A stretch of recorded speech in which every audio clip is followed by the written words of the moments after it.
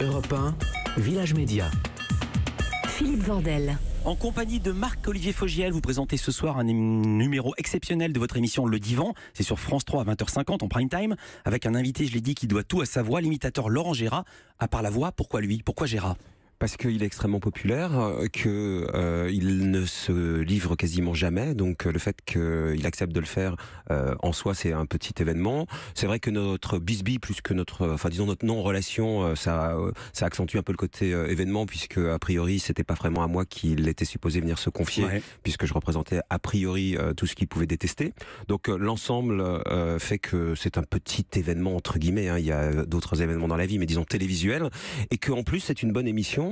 Très nourri d'archives, nourri de sketchs, nourri de vidéos personnelles. Donc bref, on pense, enfin la chaîne pense, et évidemment nous aussi avec Rachel, la coproductrice de l'émission, que c'est un bon portrait de prime time grand public. Alors vous n'éludez pas dans l'émission que j'ai vu le conflit que vous avez eu avec Laurent Gérard, plutôt que Gérard a eu avec vous. Vous étiez une de ses têtes de turc, vous passez même dans le divan un extrait d'un de ses spectacles de 2006 où il vous traite de, pardon, petit pitbull avec une tête pleine d'implants, le sourire goguenard, il a fait pire. Il a fait dans sa peau. Il a fait pire. Il a fait pire. Mais les guignols aussi. Là encore, fallait y aller, fallait voir le spectacle. Mais tous les jours à la radio, il vous allumait. On a retrouvé une archive de 2012.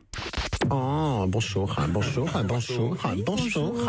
Je suis dégoûté, je suis over dégoûté, c'est dégueulasse. C'est pas vrai, mais qu'est-ce qui vous met dans cet état? Oh, mais il comprend rien, la fierté. T'as pas vu ce qui arrive à Mark Zuckerberg, le fondateur de Facebook. Il a raté son entrée en bourse. Oh, et le pauvre, il a perdu 2 milliards de dollars. Oh, qu'est-ce qu'on ferait sans Facebook? À notre époque, hein? Oh, mais lui faire ça à Marco Zuckerberg, c'est dégueulasse. C'est un Marco, lui aussi. C'est insensible, c'est un Marco. Alors faites comme moi, envoyez-lui des tas de likes sur son mur pour pas qu'il rentre dedans. On est encore dans l'actu avec Zuckerberg. Gérard est l'invité, vous n'êtes pas rancunier, vous avez changé. Franchement, où est-ce que vous mettez en scène votre propre vie? Non, mais on a été élevés, vous et moi, à l'école Canal+.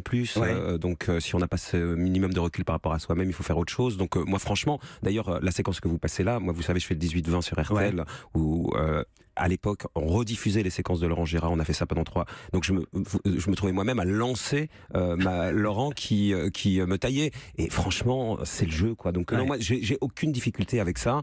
Je peux pas dire que ça me fasse toujours rire. Il y a des moments où, mais en revanche, ça ne m'a jamais fait mal.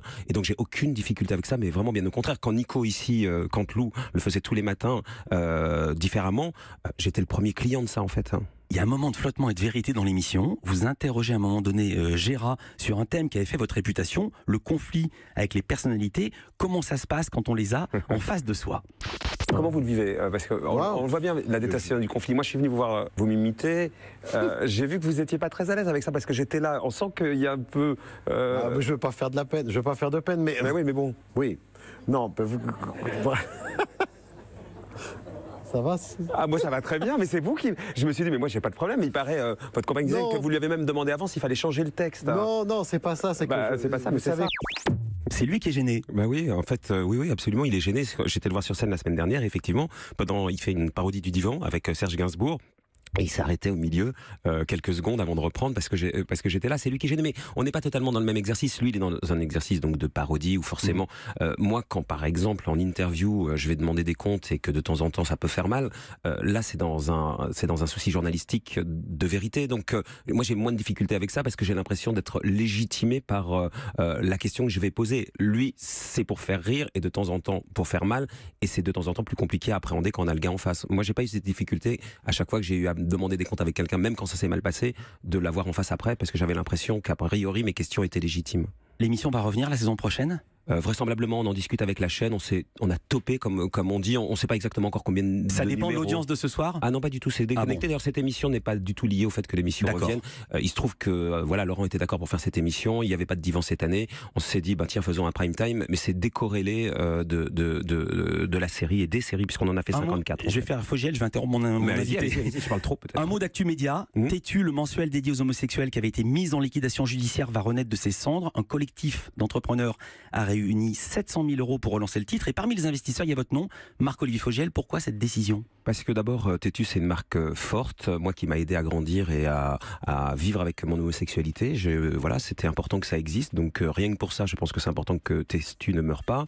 Ensuite, moi j'ai eu un lien assez particulier avec Pierre Berger, qui a été quelqu'un de très important pour moi. Il a sauvé Tétu et il a été très important pour cette marque-là. Donc quand on est venu me chercher en me proposant d'investir de façon symbolique, j'ai pas mis 19 000 euros, j'ai plutôt mis, pas 1 000 euros mais un peu plus, je trouvais que c'était important. Et puis voilà, je trouve que j'ai pendant trop longtemps pas dit les choses concernant ma sexualité. Aujourd'hui, j'ai aucune difficulté avec ça, donc je suis heureux d'accompagner cette marque dans sa renaissance. Vous restez avec nous, Marc-Olivier Fogiel, et on va retrouver Guillaume de Tonquédec juste après ça. Europe 1.